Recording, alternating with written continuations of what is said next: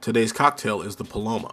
The Paloma is a tequila-based cocktail, most commonly prepared by mixing tequila, lime juice, and a grapefruit-flavored soda.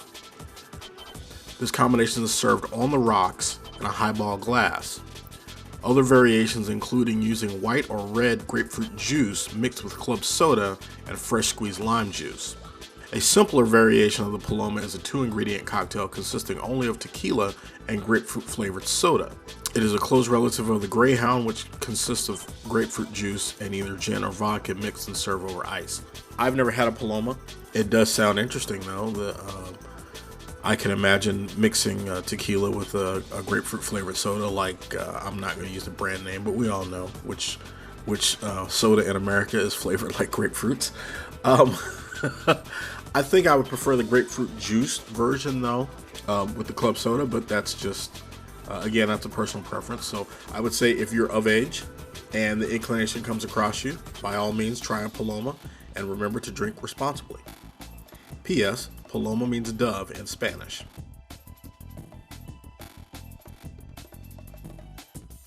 Welcome to Cocktails and Crankshafts. I am your host, the fabulous fat man himself, the Africanized honeybee, the killer bee, card block guy.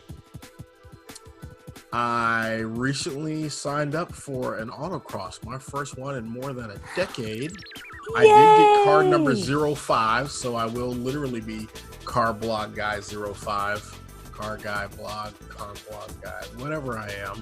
Sad that I don't know. I will be number 05 again, and that's important to my psyche. That's your number. My car will be heavily outclassed, though, because I'm jumping in super street mod, and all I've got is a lowered suspension and a loud exhaust system. But I just don't want to be jumping classes every time I show up with a different piece of whatever on my car. So aside from dodging Zika virus, what's up with you? Oh, out here in these streets, trying not to catch all the things that are floating in the air, including the pollen and the bees and whatever else, because it's that time of year over here on the East Coast as well. Luckily, I have been shotted up enough that I don't actually feel those effects anymore, but I'd still like to stay far, far away from it. Gotcha. Trying to get my mojo back. Spring racing season is going to start soon, so I'm back out in these run streets trying to get it back in gear. That's a type of racing I will never participate in.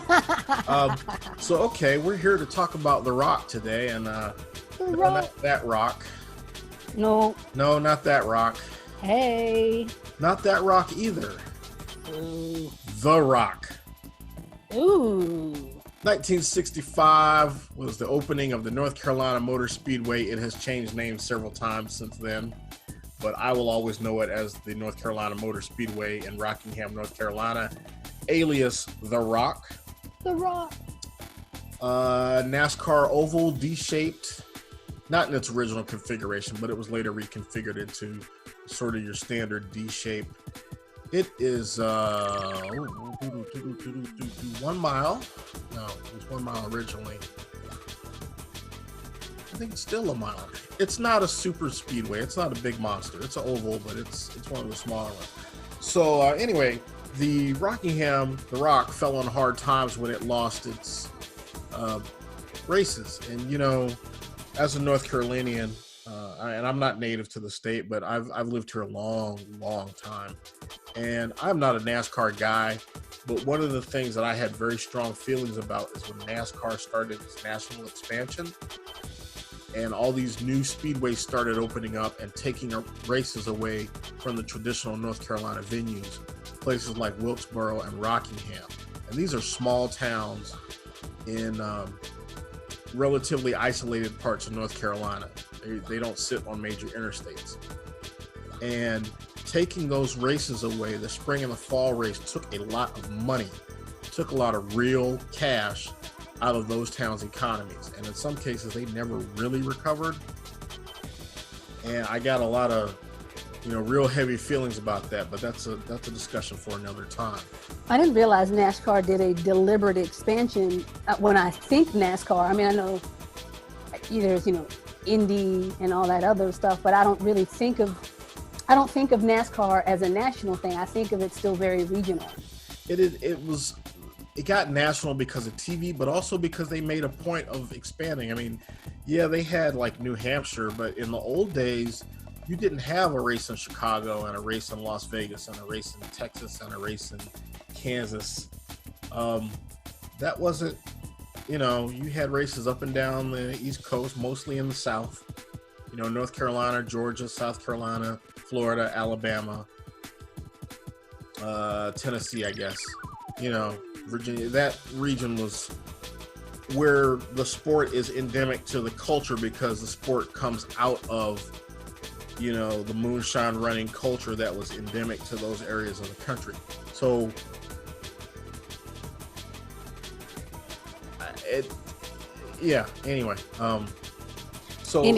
Rockingham fell on bad times, and it's still really on hard times. It gets I think it's had a couple of truck races and some other things since then, but it hasn't had a main series NASCAR race in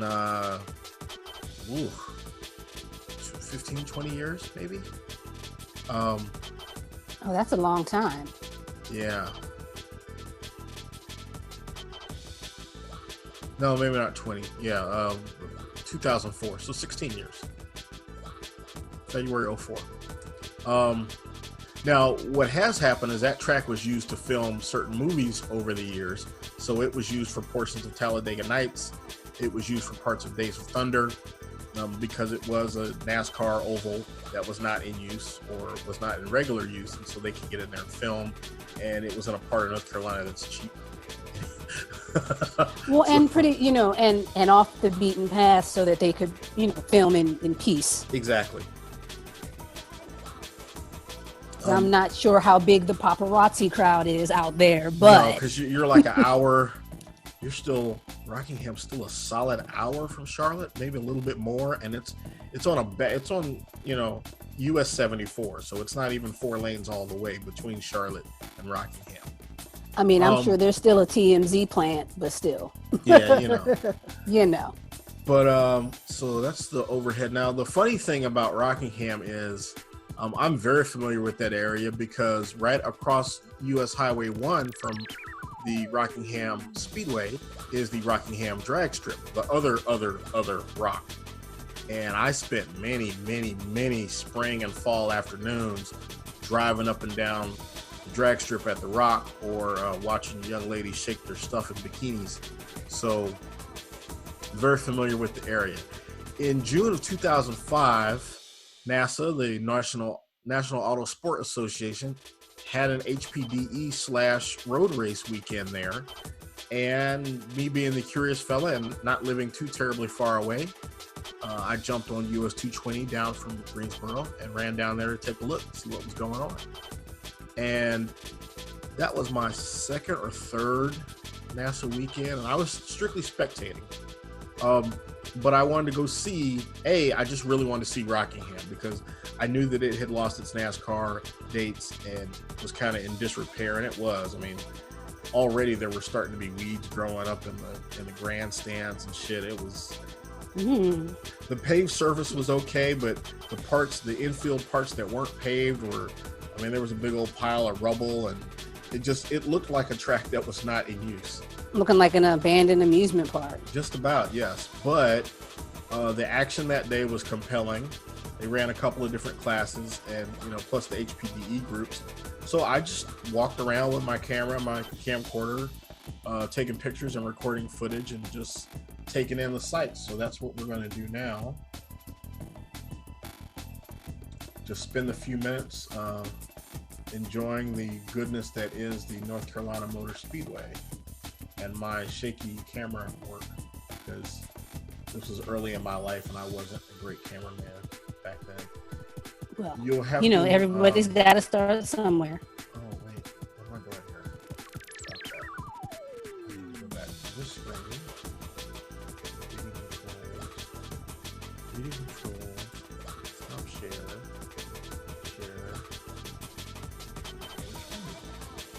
All right, how about now? Yep, now I can see it. Okay, so You're not going to get any audio, I don't think. I think I turned the switch off. Are you getting audio? Not that I can hear. No. Okay, good. No, I'm just seeing the actual video. Yeah, so I learned a trick. There's a switch you have to hit. If I hit the switch, the audio comes through, but it records on the Zoom as well, which makes editing the video later difficult. Because you can't isolate our audio anymore. So this is a race group here. You've got and you have to excuse me. This is this is early 2000s era. Not 8mm camcorder, so essentially VHS grade footage. So but that's a 240SX on the front row, and then you got a couple Miata behind him, a couple of Mustangs, and they're either Camaro Mustang or American Iron. That looks like a Firebird. You got a couple of BMWs because they had the German touring sedan, so you got a Mercedes there, a couple of BMW 3 Series. Looks like a 7 Ace NASCAR Stalker. I forget what those things are called. Like a Legends car, basically. And a couple of Spec Miatas. And as always, marshals get in the way because that's what marshals do. Let me stop talking shit about marshals. I mean, they generally work for free and they're there to help us, so I can't say nothing. I mean, but they kind of are in the way. So they're going around the back of the pit road there,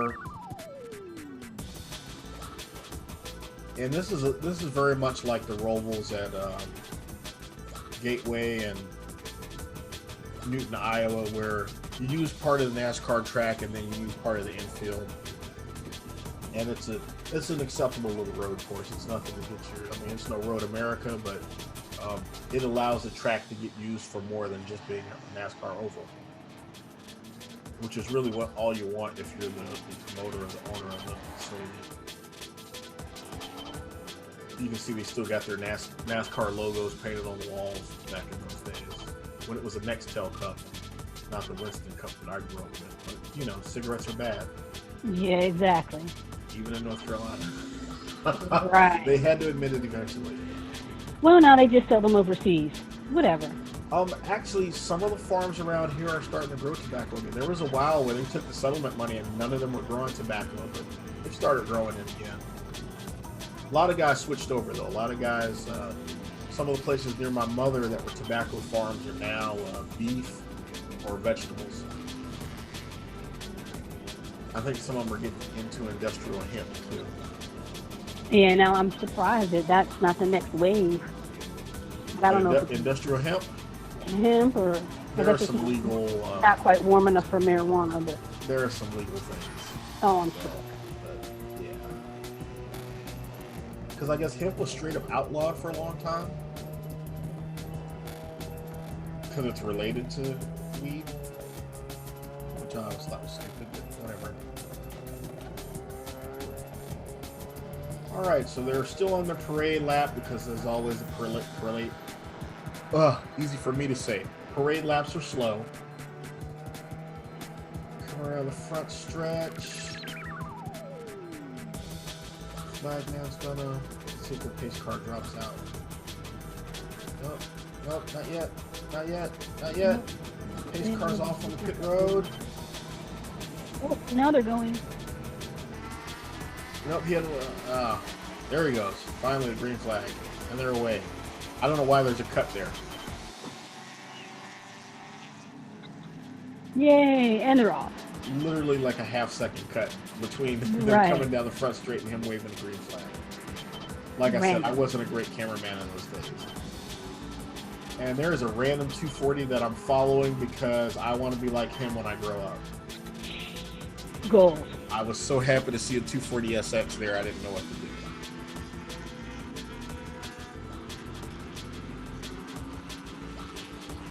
And I actually got up close and personal with his car at Virginia International Raceway. Oh, the 240SX dude?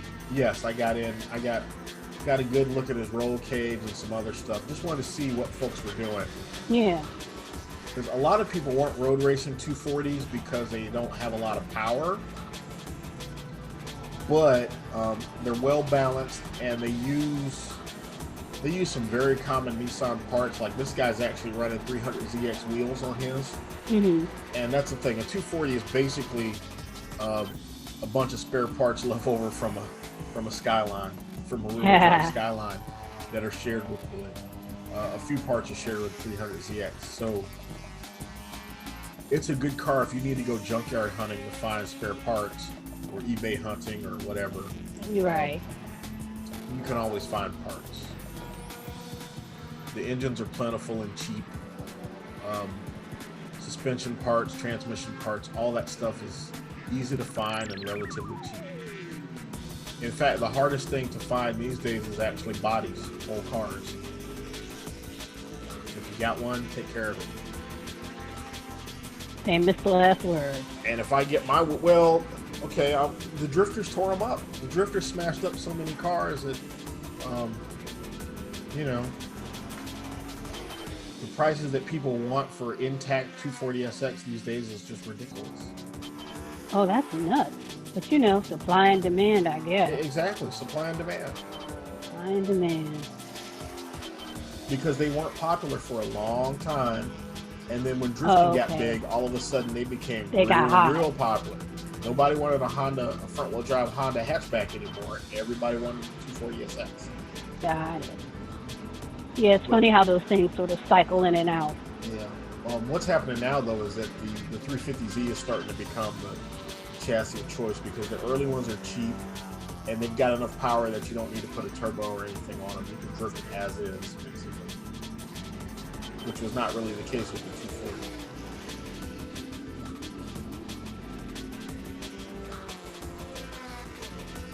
And you can't tell from this footage, but I'm just having a good old time. It's a cloudy, I think it sprinkled once or twice, but it didn't really rain that day. But it was overcast almost the whole day, which, in June in southern North Carolina, that's great.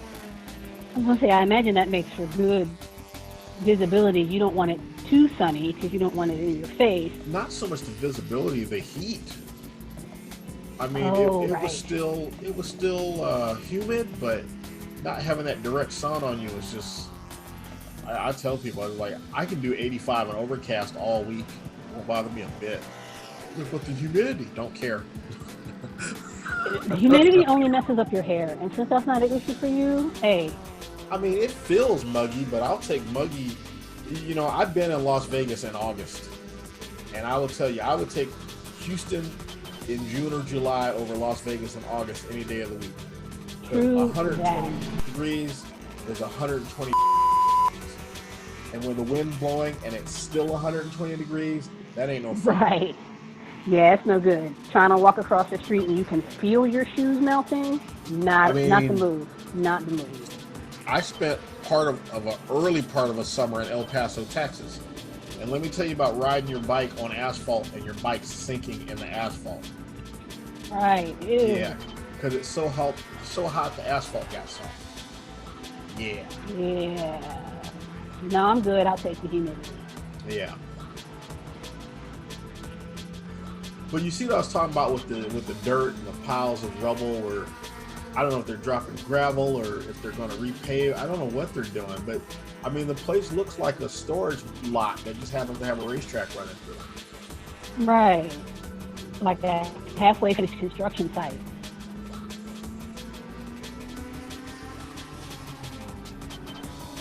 And of course the stands are empty, but that's not unusual for a road race weekend like this.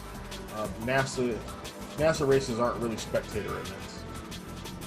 You get family and friends, and not much else. And usually they're in the pits because they're helping you work the car. Yeah, are these even open to the public for ticket sales or whatever? Oh, there's no ticket sales. You can come in, and if you sign the waiver, you can come in and spectate. But there's no ticket sales and no advertising. Got it. And I don't know. I'm not sure exactly what the story is there. I just realized I'm not talking into the mic. I don't know if anybody's picking up any of that. You can hear me though, right? I can hear you, yeah. Okay, if you can hear me, it's picking up, but it's a Now it definitely sounds better now. I don't know. Well, it's because I'm like 3 inches from it now, but I had rotated off axis because I was looking at the screen, and I realized I'm not talking directly into the mic. Oh, well, it definitely sounds better now, but I mean, I can hear you. It's a pretty good mic. It does have some off axis capability, but it's they're always better when you're right in front of them. So this Beamer there in the back, painted to halfway look like a police car. I thought he was funny because, you know, where police cars have to protect and serve, his says to protest and swerve. Yeah, that's funny.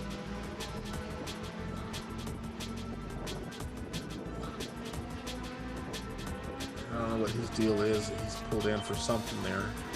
Yeah, what's happening here when the marshal people are going to check on him? Did he get flagged for a... Yeah, I've had that happen where I got a meatball flag and they call me in and say, hey, you're smoking. And I was like, okay. You can go back out if you want, or they'll check to see if you're actually dripping oil, and if you're not, they'll let you go. Got it. Even though if you're making smoke, you know, even that is still oil technically. Although it mostly sticks to surfaces more so than the track. Right. Because when my car was smoking bad, when I got home, I had to, you know, I had to scrub all that oil varnish off the back bumper. Yeah.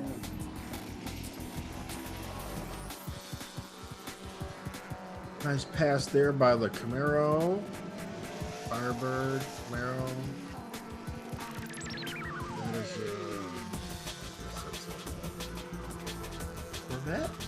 I don't know what the hell that was. This VHS video is ridiculous. It's like the resolution's so bad you can't tell what cars are what. It's almost just like a cartoon of just cars going well, by. And that was a modified car. That car had modified sheet metal, so because it was a real race car. It had started out life as something GM and been altered a little bit.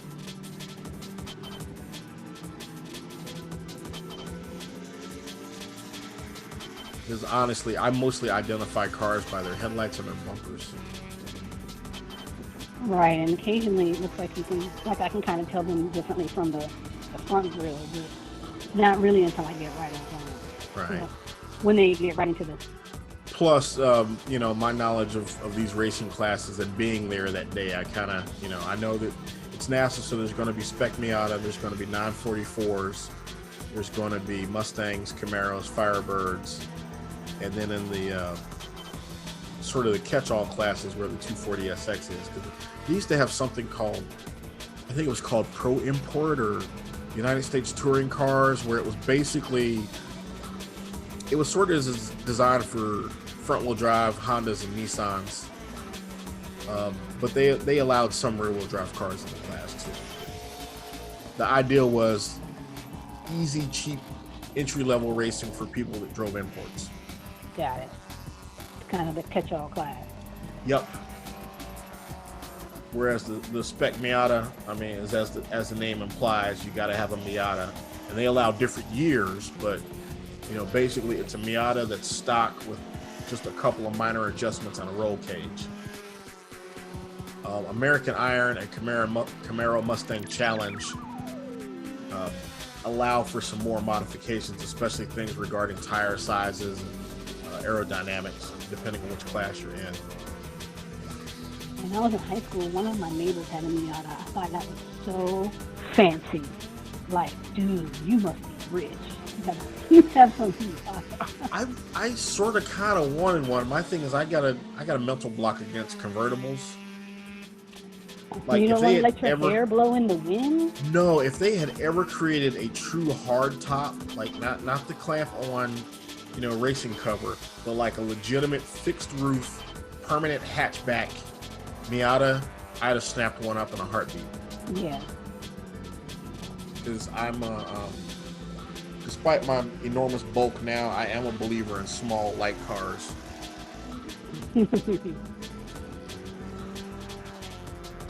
No, and back in those days, I was a lot smaller.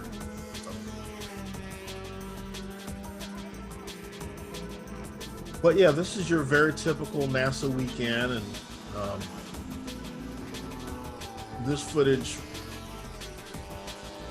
I don't want to say it's emotional to me, but there's something weird about a disused racetrack, especially something as famous as Rockingham, and the way NASCAR kind of abandoned its home base to go chase money and then have that bite it in the ass later. Well, it's still sort of sad, right? Like, this was a kind of a staple of the culture, and for it to just be so easily discarded, again, in pursuit of money, Yeah, because sort of seems silly. Let me tell you, Richmond It's County like is rural. I mean, you Richmond abandon County, the people that built you. I think to this day, Richmond County still only has one high school. Oh, wow. You know, they down there they farm and they process chickens and they have races. That's pretty much the economy of Richmond County. Right. And they took away the two most profitable, or certainly the two largest races, the ones that would fill up all the local hotels and fill up those stands and, you know, triple the size of the town for the weekend. Right. You know, all the merchants that sold stuff, the people that worked in the stadium, the people who had hotels and motels, the local restaurants, you know, all those people suffer. And the drag strip brings people in, but not in the kind of numbers that a NASCAR race does. Oh, absolutely. So yeah, there's that. Thank you for watching Cocktails and Crankshafts. If you enjoy my content, please like, share, and subscribe. Be sure to hit the bell icon, and we'll see you soon with new content.